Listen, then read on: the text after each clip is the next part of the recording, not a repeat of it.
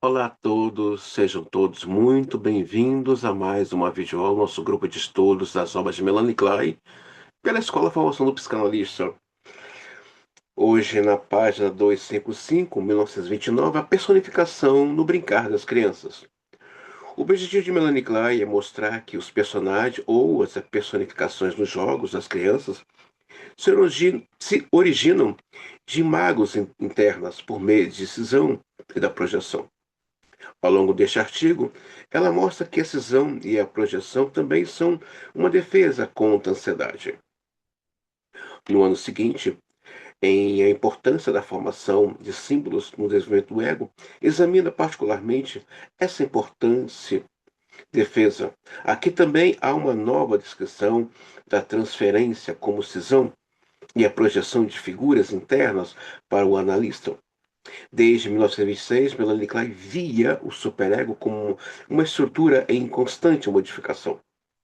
Aqui ela apresenta pela primeira vez uma descrição de seus estágios sucessivos. Este breve relato, porém, é uma reunião de ideias diversas e foi em 1935, com a teoria da posição depressiva, que Melanie Klein passou a ter uma visão mais clara da transformação psíquica. Também sugere, no presente artigo, que a ansiedade é mais intensa e oriunda do superego muito primitivo e que na psicose esse superego primitivo está em ascensão, um completo, um complemento da descoberta de que o superego primitivo domina a mente do criminoso, apresentada em tendências criminosas em crianças normais, 1927. Então, Melanie Klein já começa aqui a abertura em 1929, mostrando que a criança tira seus personagens de dentro, né, das suas imagens internas, podemos dizer como arquétipos ou símbolos já formados dentro dela, para amenizar a sua ansiedade, amenizar a sua angústia. Já o Winnicott vai dizer que tanto o brincar da criança juntamente com e o brincar do adulto é uma forma de criatividade dele ter um encontro consigo próprio. Então, pegando o gancho aqui do brincar, o Winnicott também vai desenvolver uma teoria. Lembra que eu falei para vocês que queriam fazer leituras paralelas, não obrigatória de vocês, mas responsabilidade minha de Anna Freud, Winnicott, Sandor Ferenczi, Bill, né? Então, são teóricos aí que vai aí discutir, falar um pouco da criança, né? Uma das funções principais do brincar da criança é oferecer descarga para essas fantasias. Além disso, examinei a grande analogia existente entre os meios de representação utilizados no brincar e nos sonhos, assim como a importância da realização de desejos nas duas formas de atividade mental. Também chamei atenção para um dos principais mecanismos dos jogos, em que a criança inventa personagens diferentes e distribui seus papéis. Meu objetivo desse capítulo, desse trabalho, é examinar esse mecanismo em mais detalhes, além de ilustrar com exemplos de vários tipos de doença em relação a existente entre personagens ou personificações criados pela criança durante esses jogos e o elemento de realização de desejos. Sim, a brincadeira é uma criação, é um trabalho artístico. A criança que brinca ou inventa seus personagens, ou inventa os seus roteiros de discurso para os seus personagens, é um trabalho artístico, puramente artístico. Em tendências criminosas, Clay afirma e aquela afirma de novo, né? O que domina a cabeça do criminoso, do psicopata, ou daquele que pratica o crime, é um superego tirânico. Não existe ali a piedade. Não existe ali a sensibilidade. Então, a gente vê que cada aula volta a um ponto da aula anterior. Minha experiência até agora mostra que as crianças esquizofrênicas são incapazes de brincar, no verdadeiro sentido da palavra. Elas executam apenas certas ações monótonas e é muito difícil penetrar no inconsciente por meio delas. Quando conseguimos fazer isso, descobrimos que a realização de desejo associada a essas ações é principalmente a recusa da realidade e a inibição da fantasia. Nesses casos extremos, não ocorre personificação. No caso da minha pequena paciente, Erna, que tinha 6 anos, quando iniciamos o tratamento, uma grave neurose obsessiva oculta e a paranoia que só foi revelada depois de algum tempo de análise. Em seu brincar, Erna muitas vezes me fazia desempenhar o papel de criança, enquanto ela era a mãe ou a professora. Eu tinha então que passar pelas torturas e humilhações mais fantásticas. Se alguém me tratava bem nesse jogo, geralmente logo se descobriria que usa a bondade era apenas simulada. Descobri que sua bondade era apenas simulada. Os traços paranoicos se manifestavam no fato de que eu era constantemente espionada. As pessoas adivinham meus pensamentos e o pai ou a professora se aliviavam com a mãe contra mim.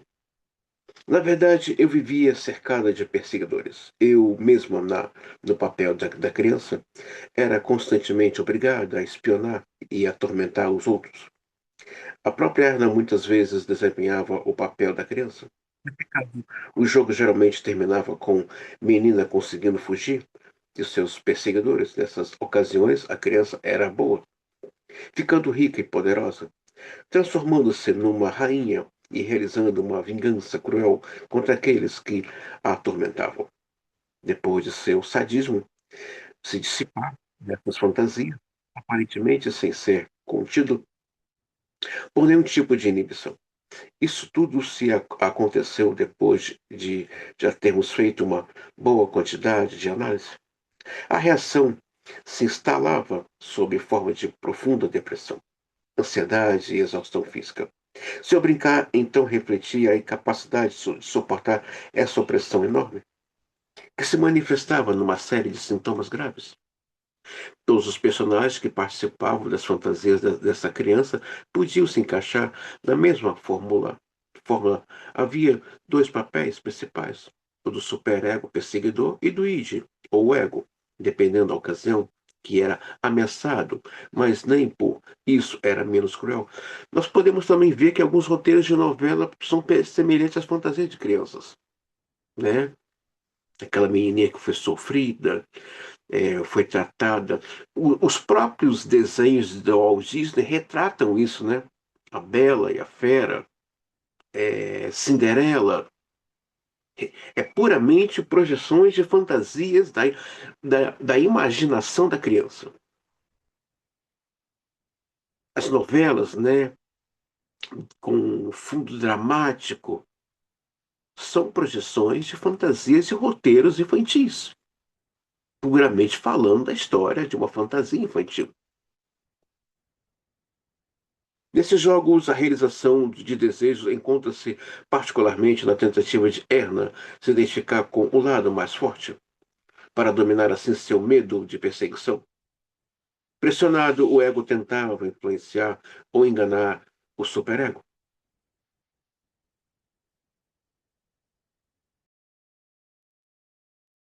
Pressionado, o ego tentava influenciar ou enganar o superego, a fim de impedir que este sobrepujesse o id. Como ameaçava fazer, o ego procurava aliciar o id extremamente sádico da menina e colocá-la a serviço do superego, fazendo os dois se combinarem na luta contra o inimigo comum. Isso exigia um amplo uso de mecanismos de projeção e deslocamento. Quando Erna desempenhava o papel da mãe cruel, a criança travessa era o inimigo. Quando ela própria era criança perseguida, mas que logo se tornava poderosa.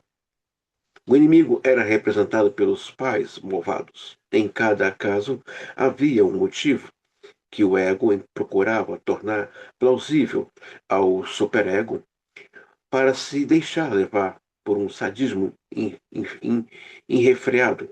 De acordo com esse contrato, o superego deveria agir contra o inimigo como se estivesse lutando contra o id.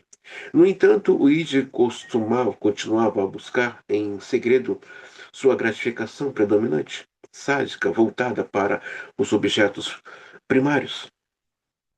A satisfação narcísica obtida pelo ego ao derrotar inimigos internos e externos também ajudava a apaziguar o superego e conseguia reduzir consideravelmente a ansiedade. Esse pacto entre as duas forças pode ser relativamente bem sucedido em casos menos extremos.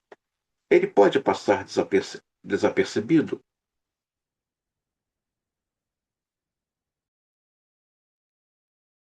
mas no caso de Erna, ele entrava em colapso por causa do sadismo excessivo do id e do superego.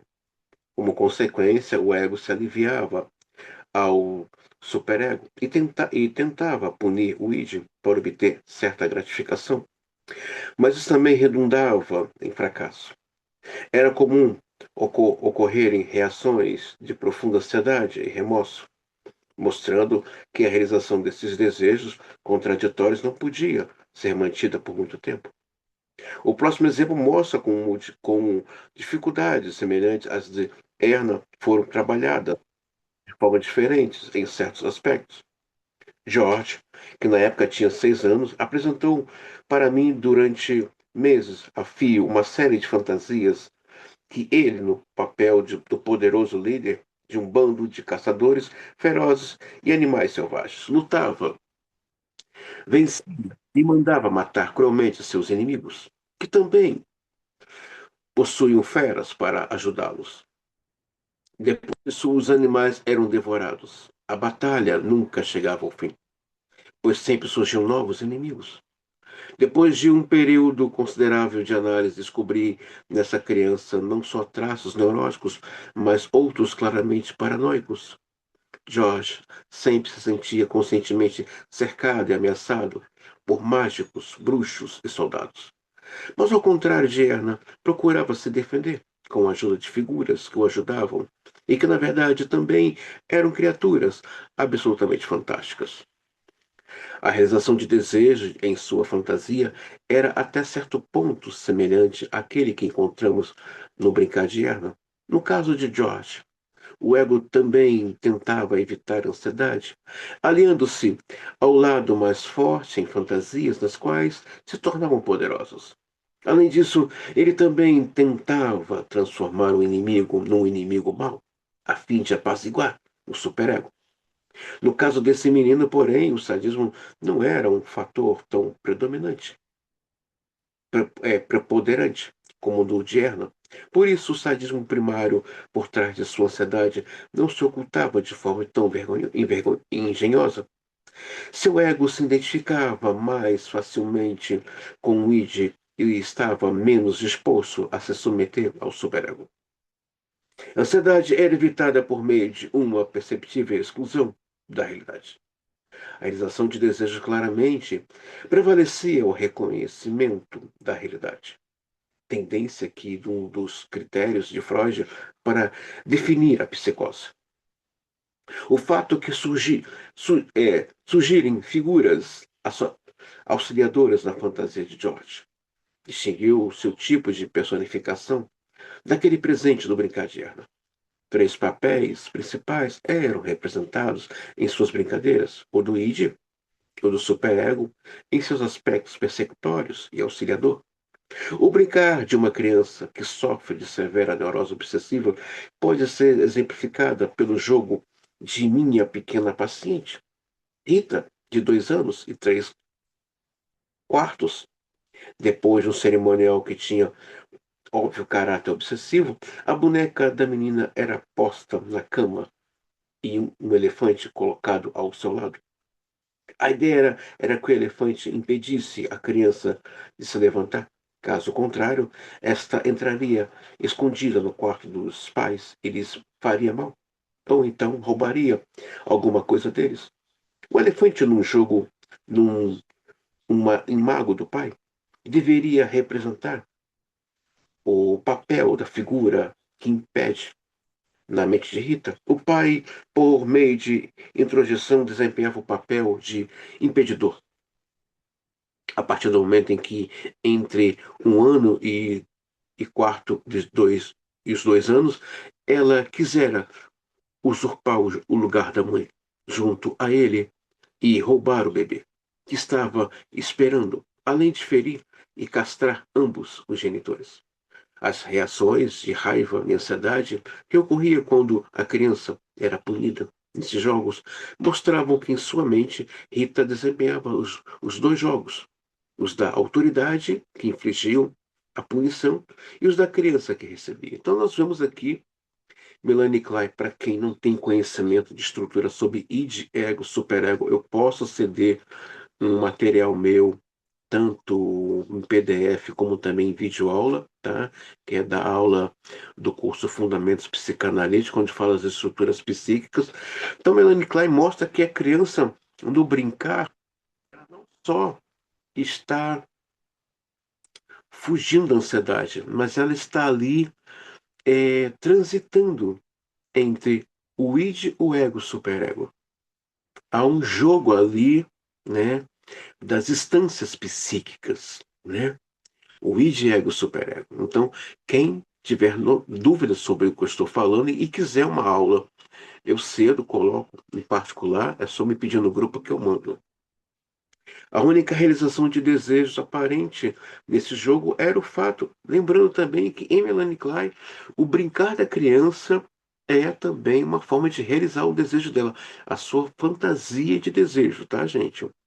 Com relação geralmente à figura dos pais. Nesse jogo era o fato de o elefante conseguir impedir, durante algum tempo, que a criança se levantasse. Havia apenas dois personagens principais: o da boneca, que simbolizava o id, e o do elefante, impedidor, que representava o superego, que na verdade aqui é o pai dela, né? A realização de desejos consistia na derrota do id pelo superego. Essa realização de desejos é a divisão da ação entre dois personagens tão independentes, pois o jogo representa a luta entre o superego e o id, que nas neuroses graves, praticamente domina os processos mentais. Nos jogos de Erna também encontramos as mesmas personificações que consistiam na influência de um superego dominador e na ausência de qualquer imago auxiliador. Mas enquanto no brincar de Erna a realização de desejos se encontra no pacto com o superego, e na de George, principalmente na revolta do id contra o superego, através do afastamento da realidade. No caso de Rita, ela envolvia a derrota do id pelo superego. Essa precária supremacia do superego só foi possível porque algum trabalho analítico já tinha sido realizado. O rigor excessivo do superego de início impedia toda a fantasia, e foi só quando ele se tornou menos severo que Rita começou a brincar com jogos de fantasia do tipo descrito anteriormente. Em comparação com o estágio anterior, em brincar, estava completamente inibido. Isso, sem dúvida, era um progresso, pois agora o superego não se limitava a fazer ameaças de forma aterrorizante e sem sentido. Ao invés disso, tentava impedir as ações proibidas por meio de ameaças. O fracasso da realização entre o superego e o id deu lugar àquela surpresa forçada da pulsão que consome toda a energia do indivíduo, que é típica de severa neurose obsessiva de um adulto. Aí você me pergunta assim, André, é, então o brincar através da técnica da Melanie Klein é uma forma de a criança expressar o seu id, ego, superego, sim. Então podemos fazer essa aplicabilidade também na vida de um adolescente, de um jovem, de um adulto, com certeza. Não vai mudar em nada. Brincadeira é brincadeira, e toda brincadeira é uma expressão de um desejo reprimido, de uma fantasia, e que vai se apresentar ali, não precisa ir muito longe, basta ver, né, as identificações com super-heróis, né? Voltou o cinema, a DC, da Marvel, e cada um se identifica ali com um super-herói, se identifica com um vilão. Isso são expressões aí do id, ego, superego. né? Então, uma dica para vocês que vão trabalhar aí com a clínica da infância, você aspirante, você psicanalista em percurso, na psicanálise, o brincar é uma forma de representação do id, do superego, do id, do ego, do superego, numa fantasia, num desejo de fantasia da criança, e que ela realiza ali naquele brincar. Mas é puramente seus desejos fantasiosos. Então, fica essa dica para vocês. Agora, se quiser se aprofundar um pouco mais, recomendo um pouco de leitura sobre arquétipos nas obras de Carl Gustav Jung. Vejamos agora um jogo que surgiu numa fase menos aguda da neurose obsessiva. No estágio mais avançado da análise de Rita, a menina acaba de completar 3 anos. Um jogo de viagem que durará praticamente todo o tratamento passou a ter a seguinte forma. Rita e seu ursinho de pelúcia, que na época representava o pênis, viajavam de trem para visitar uma boa mulher que os receberia e lhes daria presente. No início dessa etapa da análise, esse final feliz geralmente não chegava a ser atingido. Rita queria dirigir o trem sozinha e se livrar do condutor. Este conduto recusava-se ir embora. Ou então voltava para ameaçar a mina. Às vezes era uma mulher má que impedia a viagem, ou que os aguardava quando chegavam ao seu destino ao invés da mulher boa.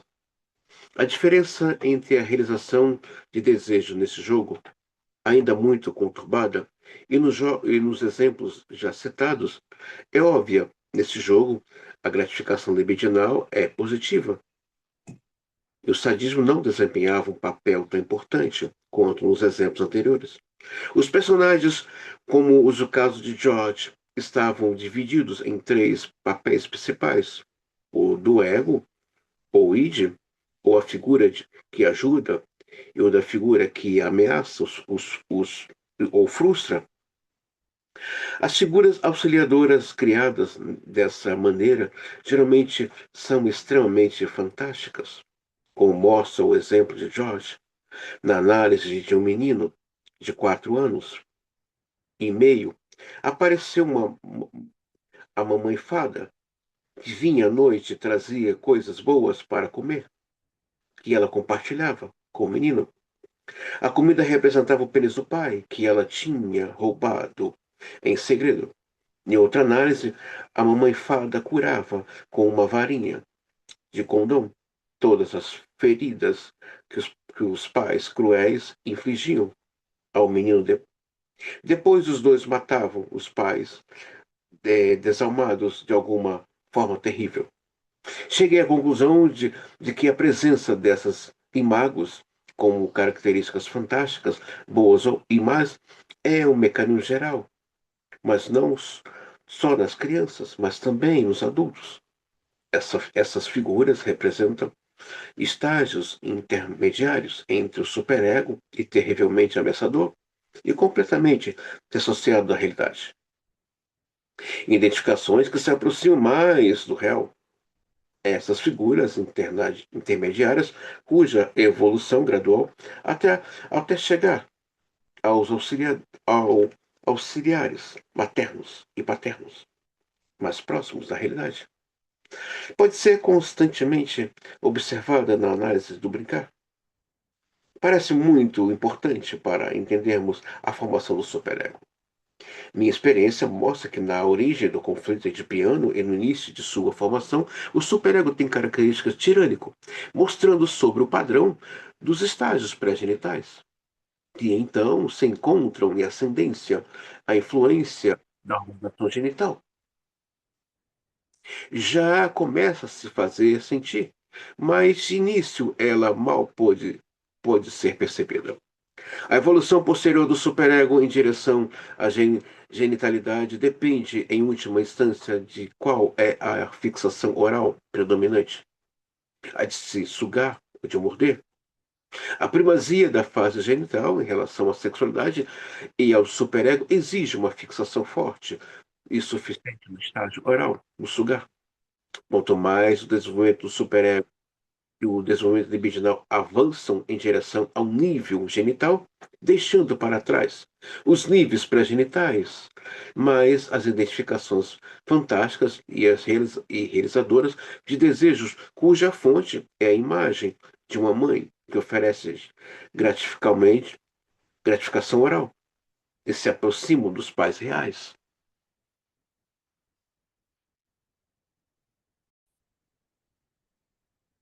As imagens adotadas nessa fase inicial do desenvolvimento do ego carregam a marca dos impulsos pulsionais pré-genitais. Gente, essa primeira parte que eu li aqui, tá?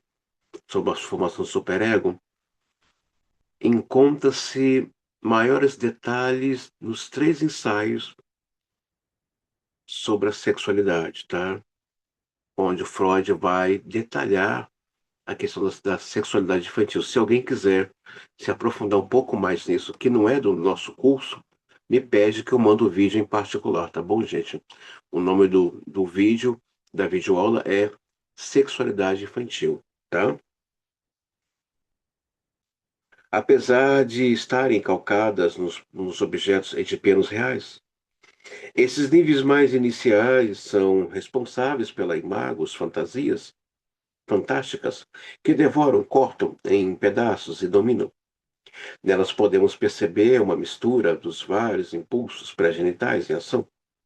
Com a evolução da libido, essas imagos são introjetadas sob a influência dos pontos de fixação libidinal.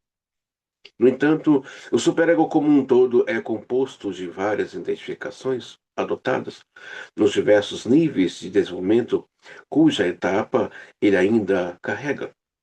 Quando se instala o período de latência, o desenvolvimento do superego e da libido chega ao fim. Já durante o seu processo de construção, o ego emprega sua tendência para a síntese ao tentar formar um todo a partir dessas diversas identificações. Quanto mais extremas e constantes forem as imagens, maior será o fracasso dessa síntese e mais difícil será mantê-la. Então, essas fantasias continuam, né?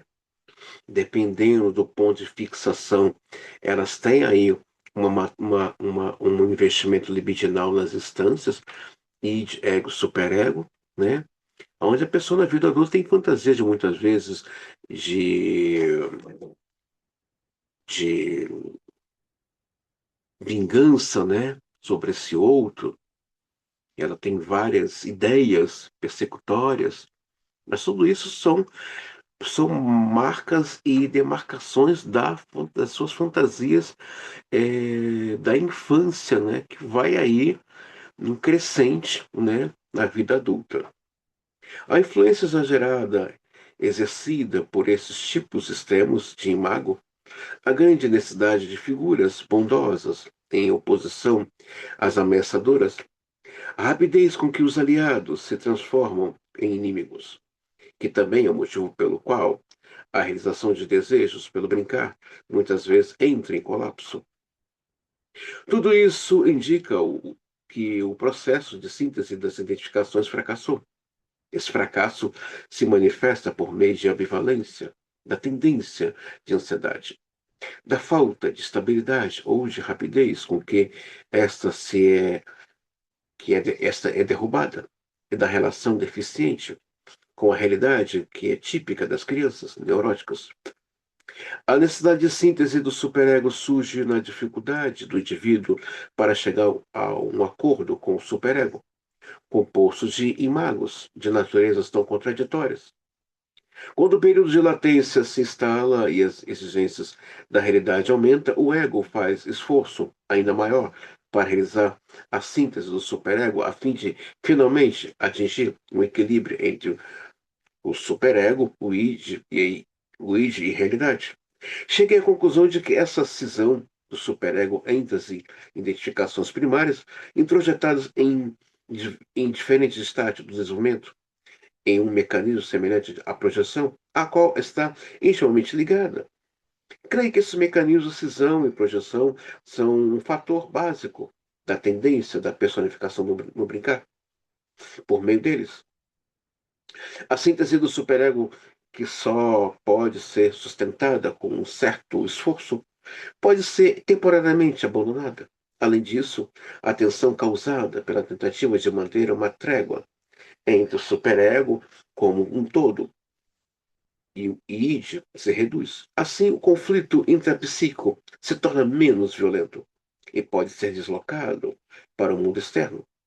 O prazer assim obtido fica ainda maior quando o ego descobre que esse deslocamento para o mundo externo oferece várias provas reais e que os processos psíquicos, com seus investimentos de ansiedade e culpa, podem ter uma solução favorável e uma ansiedade pode sofrer uma grande redução.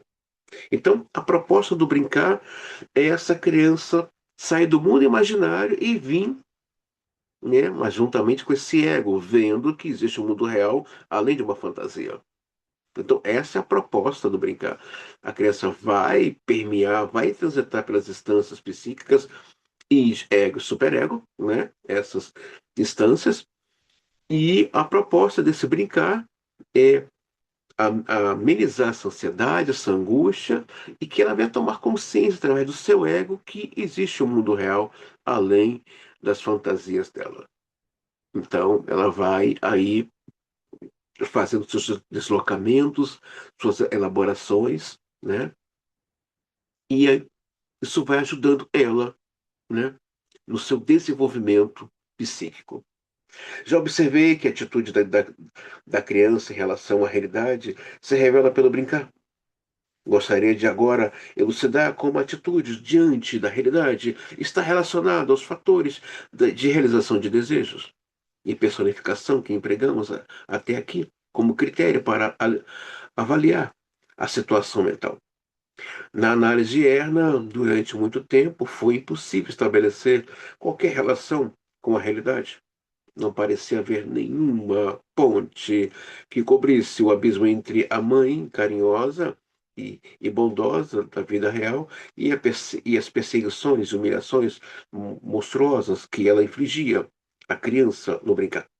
Entretanto, quando a análise chegou ao ponto em que os traços paranoicos se tornaram mais proeminentes, começou a surgir um número crescente de detalhes que refletiam a mãe real de forma grotescamente distorcida. Ao mesmo tempo, foi possível revelar a atitude da criança diante da realidade, que obviamente tinha sofrido grande distorção. Dotada de, dotada de aguçada capacidade de observação, Erna captava em detalhes as ações e os motivos de todos à sua volta, mas encaixava tudo isso de forma irreal no sistema em que era perseguida e espionada. Por exemplo, acreditava que a relação sexual entre os pais, que para ela acontecia sempre que estes ficavam sozinhos, e todos os sinais à sua afeição mútua servia principalmente para satisfazer o desejo da mãe de provocar ciúmes da menina. Ela viu os mesmos motivos por trás de todos os prazeres da mãe e, de fato, a satisfação de todas as pessoas à sua volta, principalmente no caso das mulheres. Elas usavam roupas bonitas só para humilhá-la e assim por diante.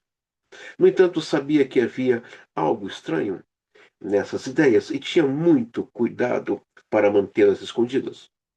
Do brincar de George, como eu já observei, havia grande isolamento da realidade. O brincar de Rita também quase não mostravam nenhuma relação com a realidade na primeira fase da análise. Quando as imagens ameaçadoras e punitivas estavam em ascendência, vejamos agora como essa relação se apresentava na segunda parte da análise. Ela pode ser considerada típica de crianças neuróticas, até mesmo mais velhas do que Rita. Em seu brincar desse período, ao contrário da atitude da criança paranoica, surgiu a tendência de reconhecer a realidade apenas na medida em que ela se relacionava às frustrações que a menina sofrera, mas nunca fora capaz de superar. Podemos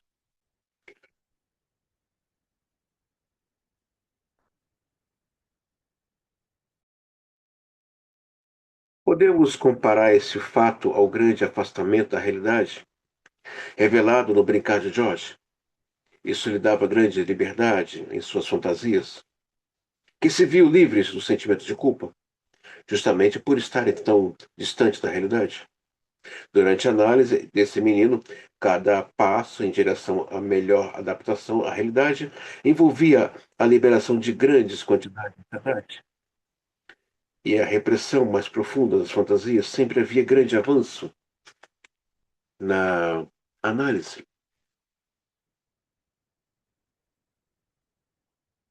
Quando essa repressão era cancelada e as fantasias ficavam liberadas, além de se aproximarem mais da realidade.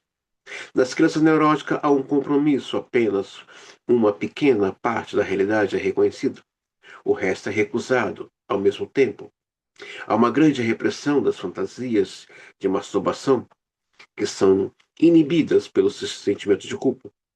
O resultado é uma inibição do brincar e do aprendizado muito comum nas crianças neuróticas. O sintoma obsessivo em que se refugiam no início do brincar reflete o acordo entre fortes inibição da fantasia em relação à deficiente com a realidade, permitindo apenas formas mais limitantes de gratificação. O brincar da criança normal apresenta um equilíbrio melhor entre fantasia e realidade. Agora farei um resumo das diversas atitudes diante da realidade, reveladas no brincar de crianças que sofriam de vários tipos de doenças. A parafrenia, a mais completa repressão da fantasia e afastamento da realidade. Nas crianças paranoicas, a relação com a realidade está subordinada ao funcionamento ativo da fantasia. E o equilíbrio entre as duas pende mais para o lado da irrealidade. As experiências que as crianças neuróticas representam por meio do brincar são tingidas de forma obsessiva pela necessidade de punição e o medo de um final infeliz. As crianças normais, porém, têm melhor domínio da realidade. Seu brincar mostra que elas são mais capazes de influenciar a realidade e viver dentro dela em conformidade com suas fantasias. No entanto, mesmo quando não há possibilidade,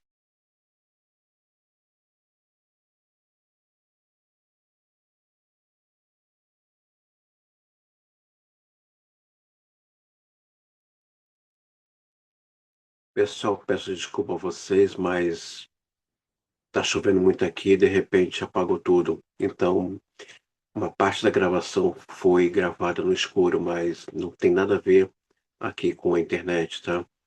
Tem a ver com a energia. Então, choveu, tá chovendo ainda, e já faltando pouco para acabar, né? Teve essa interrupção.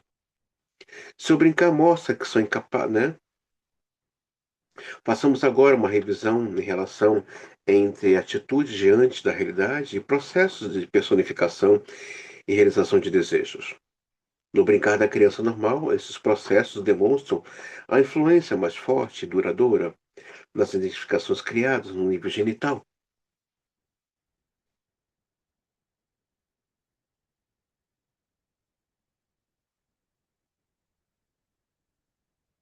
À medida que as imagens se aproximam dos objetos reais, uma boa relação com a realidade típica das pessoas normais se torna mais acentuada. As doenças, a psicose, a neurose obsessiva grave, que se caracteriza por uma relação deficiente ou deslocada com a realidade, também são aquelas em que a realização de desejo é negativa e tipos extremamente cruéis são personificados no brincar. Tentei demonstrar a partir daí que, nesses casos, predomina o superego que ainda se encontra nas fases iniciais de sua formação. E cheguei à seguinte conclusão: a ascendência de um superego aterrador introjetado nos primeiros estágios de desenvolvimento do ego, é um dos fatores básicos no distúrbio psicótico. Neste artigo, examinei em detalhes a importante função desempenhada pelo mecanismo de personificação no brincar.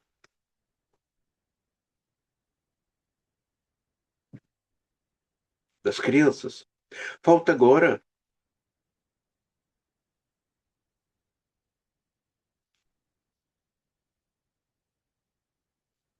falta agora indicar o significado desse mecanismo na vida mental do adulto. Cheguei à conclusão que ele está por trás de um fenômeno importante universal, essencial para o trabalho analítico, tanto com crianças quanto com adultos. A transferência e a fantasia da criança for livre o bastante, ela atribuirá ao analista os papéis mais variados e contraditórios durante a análise do brincar. Ela pode, por exemplo, fazer eu assumir o papel do id, por meio dessa forma, projetado nas suas fantasias. Constatei que aquilo que afirmei a respeito da personificação em sua forma mais explícita também é indispensável para o tipo mais disfarçado e obscuro de personificação que está por trás da transferência. O analista que pretende chegar às imagens mais antigas e ansiogênicas e é cortar pela raiz a severidade do superego. Não pode ser preferência por nenhum papel em particular. Ele deve aceitar aquilo que lhe é oferecido na situação analítica. Concluindo, eu gostaria de dar algumas palavras a respeito de terapia. Nesse trabalho, eu procurei demonstrar que a ansiedade mais aguda se origina de um superego introjetado no estágio muito inicial do desenvolvimento do ego, e que a supremacia desse superego primitivo é um fator fundamental na gênese da psicose. Minha experiência me convenceu de que o que ajuda na técnica analítica do brincar é possível analisar as fases iniciais da formação do superego, não só nas crianças pequenas, mas também nas mais velhas. A análise desses estratos diminui a ansiedade mais intensa, abrindo caminho para o desenvolvimento das imagens mais bondosas, originárias do nível oral de sugar, e tornando possível a obtenção da primazia genital na sexualidade e na formação do superego. Podemos ver nesse fato e prospecto favorável para o diagnóstico e a cura das psicoses da infância. Então, nós vemos aqui que o brincar na psicanálise não é simplesmente o brincar, é um trabalho de pura análise e que ele serve no percorrer do trajeto do percurso do analista, né? Dá o material de base para esse analista entender as transferências desse adulto, né? Que muitas vezes tem aí o seu édipo mal resolvido com relação ao brincar, seu édipo, seu id, seu ego, seu superego. E a dica que eu deixo para você que é aspirante e analista em percurso, é como a Melanie Klein fala, né? Mergulhar nesse complexo de édipo, entender de estruturas, id, ego, superego, um pouco de conhecimento da sexualidade infantil a partir da própria obra do Freud, tá? E, se puder estudar um pouco sobre arquétipos, eu tenho algum material numa outra plataforma, quem quiser, eu posso ceder aí na ajuda e no desenvolvimento da pesquisa, da formação de vocês. Muito obrigado, até a próxima videoaula e qualquer dúvida sobre essa aula, não deixe de levar para o grupo. Até a próxima, gente linda.